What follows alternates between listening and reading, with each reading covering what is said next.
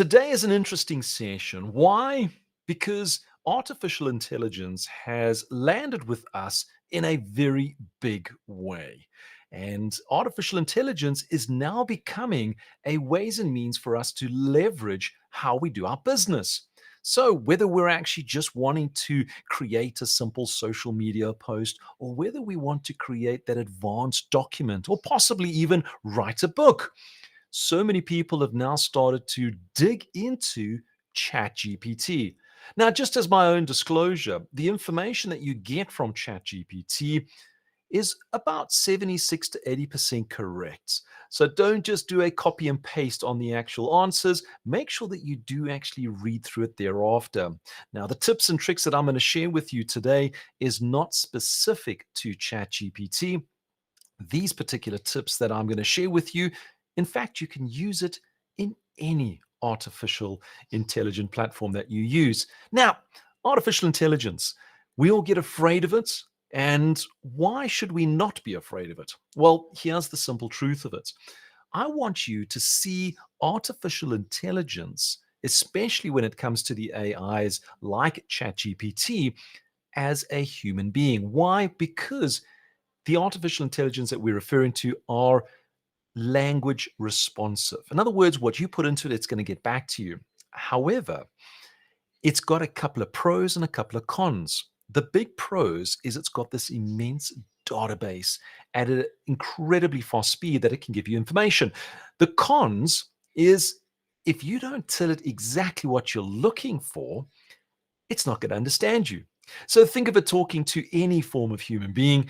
If you don't give clarity in your prompts, you're going to get out rubbish. So how do we get it to that next level? Well, that's exactly why I created this chatbot GPT, the quick tips to help you in your particular business. So make sure you got some pen and paper ready as we're going through this. So let's kick into it, what we're going to be covering today. So in this particular session, I've got 9 little segments, 9 little tips that I'm going to go through. The first one we call create a task. The second one is deciding on your tone. The third one, what is your role? The fourth one is your writing style. Now, the first 4 are so important because this really sets the actual picture when you're putting those prompts into ChatGPT or any official artificial platform. The next 5, these are acronyms. So we got the acronyms of Relic, STAR, CLEAR, ADA, and PEAS. How we all love our green peas. So we're going to go through this in quite a methodical way, but I'm pretty sure at the end of this, you're going to understand. And then I've got a bit of a bonus that I'll share with you at the end. So let's have a look at the very first one, which is creating a task. Now, what type of tasks can you create, you might ask? Well, there are a number of tasks, and here's just a few examples. So you could create a blog post, an essay, report, a review, executive summary, a script, a press release, a case study, or technical documentation. Now, why is that so important, Stuart, you might be asking? Well, it's important because when you're telling the ChatGPT in the prompt, don't just say, write me X. Say, write me an essay, write me a blog post, write me a script. Be specific on the task that you want the artificial intelligence platform to give back to you. So go through it and have a look at these particular tasks. You be very specific, and what you're going to get back will fit into what you're actually looking for. Now let's move on to number 2. Number 2 is your tone. Now, we've got different types of tones: informative, persuasive, critical, professional, inspirational, friendly, humorous, inquisitive, different types of tone. So when you're writing it out, you can actually say, write me a script in this tone. Because remember, the words or the actual script that's going to come back to you will actually fall into that category. So if you're wanting to write something that's a little bit comical or put something to say, make sure that it's got a humorous tone around it. And you will find that the actual ChatGPT will give you back that information that's got that humorous tone around it. So don't forget to add the tone to it. So you've got your roles, you've got your tasks, you've got your roles. You got your tones. Now we start looking at your role, which is the third one that we start to look at. And your role is advisor, coach, salesperson, teacher, customer support. And really, what this does, it helps the Chat GPT to identify who you are. So when you're writing it, say, I am a salesperson and I would like to write an essay that's got a humorous tone for my clients. You see, by adding in these little extra words, it starts giving clarity. And it's that clarity that is just so, so important when you're actually putting those into the prompts. And then the fourth one, the last one, it's your writing style. Now, you can actually say it in the prompt, I'd like this to be a formal or possibly an informal script, a descriptive or an editorial, an informative, an inspirational, an academic editorial, a simple or technical. So we've got these four elements that are so important when we're actually building those prompts. You can see by just using these four little elements, you'll actually already be able to create a next level of prompts that come back from ChatGPT. So make sure that you're looking at all four of those elements when you're going forward, and you can actually write it in any form of script. Now, why this is so important is because ChatGPT does not know who you are. They don't know what you want. So the chat prompt that you're opening up, you need to give it a few prompts, and that just gives you those particular angles to go through. So that just gives you these little foundational pieces and words that you can use in your particular prompts when you put it into ChatGPT. Now, I want to share with you a couple of acronyms. And it's these acronyms that if you follow when you're going through writing out these particular prompts, it gives you structure. So that's what we're going to end with. We're going to have a look at 5 different acronyms to give you structure in your business, and each one gets used in a different fashion. So the very first structured acronym that I want to share with you, it goes by the name of Relic. So what does Relic stand for? It's roles, exclusions, length, inspirational, and context. So let's have a look at the formula that's used. So if you look at the bottom of the screen, there's a formula in order that you can put into your prompt. So describe the role, include what must be excluded, set the length, include a level of inspiration, and include context in details. So that's just a basic formula that we use when we're using that relic. So as an example, this is just a very clear and simple example, and I'll read this out in 200 words, which gives us the length. Write a property description for a 3-bedroom home in, and you can put a specific suburb. And that's your context. That will drive a small family to view. Now, that's the inspiration because we're looking at that small family. Include my details as a real estate agent. That's your role. Making sure that it's focused in this specific suburb so that it can be exclusive of any other suburbs. So that just gives you the type of example that you can use the Relic acronym when you're going forward. So that's the first one that I want to share with you, and it's actually quite a straightforward and simple one. The next one that I'd like to share with you is STAR. Now, STAR is situation, task, action, and results. So let's have a look at that formula that you can use to put it together. So the formula goes like this: describe the situation, outline the task, detail that particular action that's taken, and then share the result. So that's the formula that we can actually use when we're putting that particular prompt together. Let's have a look at the description or the example. So, in a declining market, there's a situation. My task is to maintain my sales volume. There's a task. What are the possible innovatives, the actions to retain the majority of our customer base? The results. So you can actually use that particular formula and put that into ChatGPT and watch out for those results. Remember, I said ChatGPT has the knowledge, but it needs the prompts. So the star gives you a great way to give you those actions to move forward. So you can look at that in your business, you can look at it in your personal life. Look at the star. That's the way to go forward. So let's have a look at the next one in it, and it's clear. What does clear stand for? Well, this acronym is challenge, limitations, effect, action, and results. So let's have a look at that formula that we can use the CLEAR acronym for. So the formula goes like this: identify a challenge, acknowledge a limitation, predict the effect, propose an action, and envision the results. So when you look at that particular formula and you then start looking at this example, which puts it into a little bit more perspective, the challenge of a declining buyer engagement, there's that challenge. Limited by our current stock inventory, these are limitations. Leads to lower property sales, there's an effect. What changes to the inventory, the actions, will increase the engagement, the results. Now, I'm pretty sure a lot of you in real estate, you'll probably look at that and say, well, just get more listings. Well, it'll give you that, but it'll give you some additional ideas to go through it. So be clear. And that particular acronym, it's a very powerful one of putting in those challenges and limitations, getting the effect when something doesn't work, looking at some actions to get that result. So the clear actually is a very powerful one that you can use in your business. Now let's have a look at the next one. And this is my ultimate favorite. I've used this particular acronym for many, many years, even before ChatGPT was even born. And that is AIDA.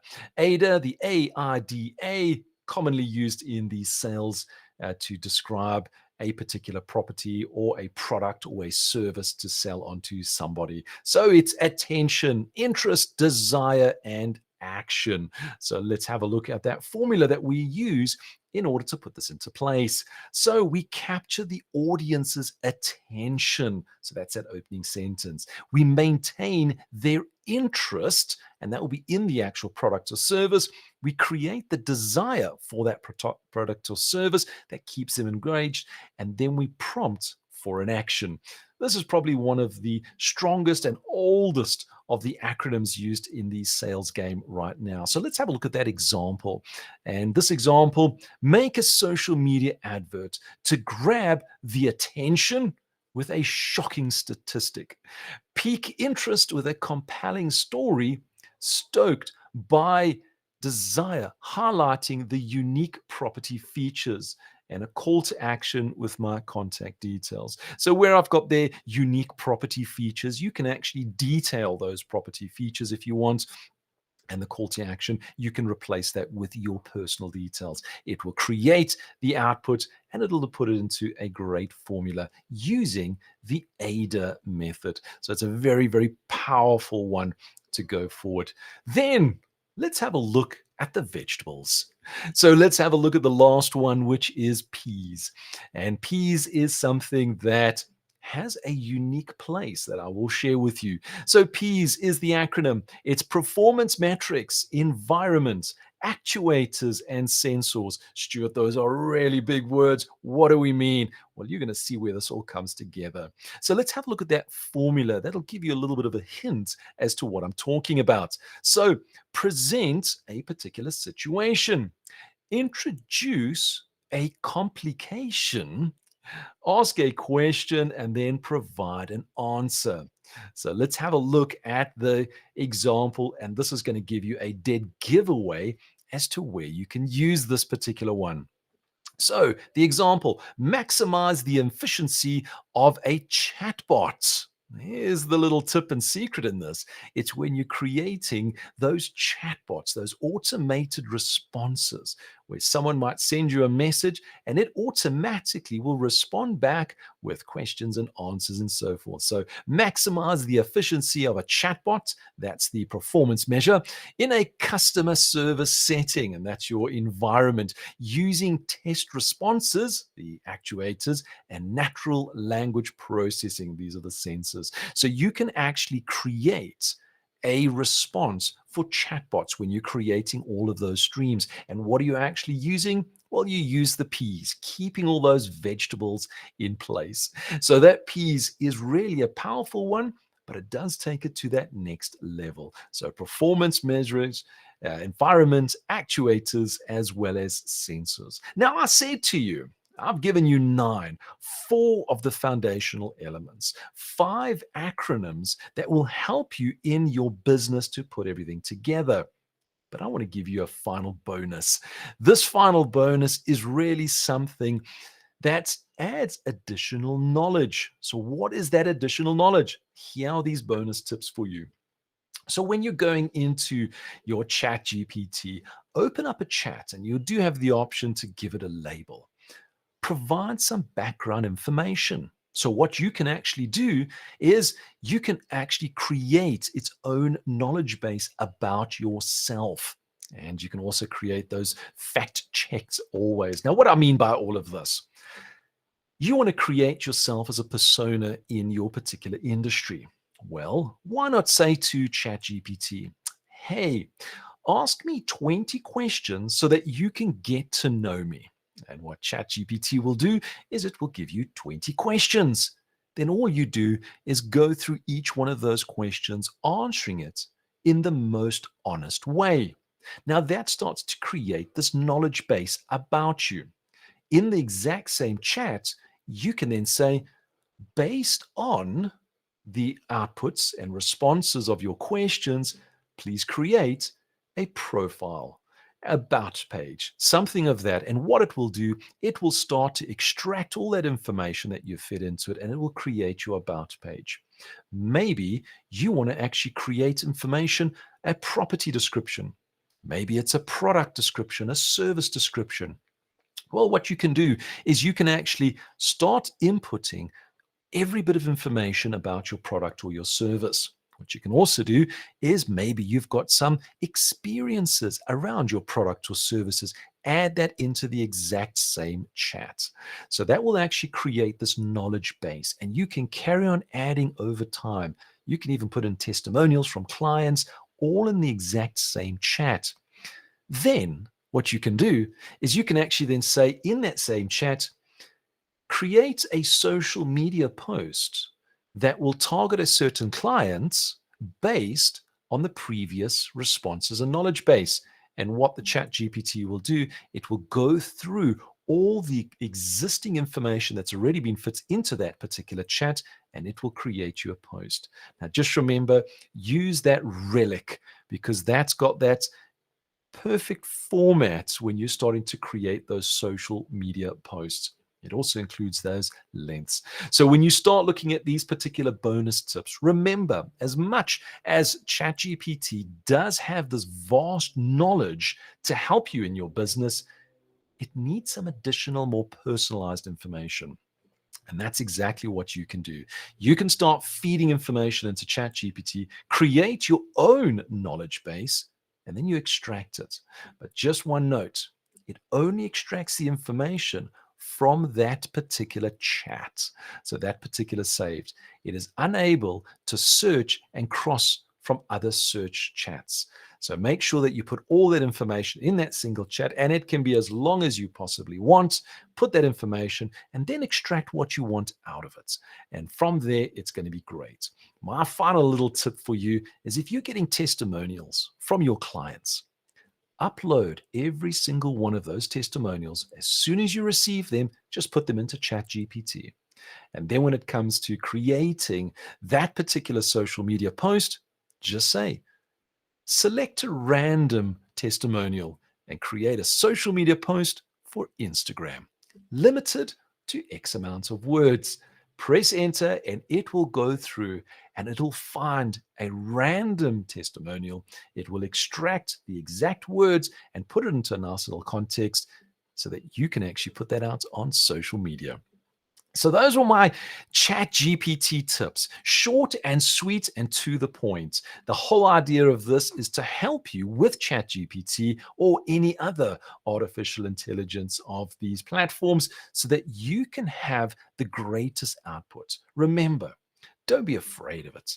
Treat it like a human being that's sitting on the other side of a computer, but you just need to have clarity in the prompts. And that's what this is all about.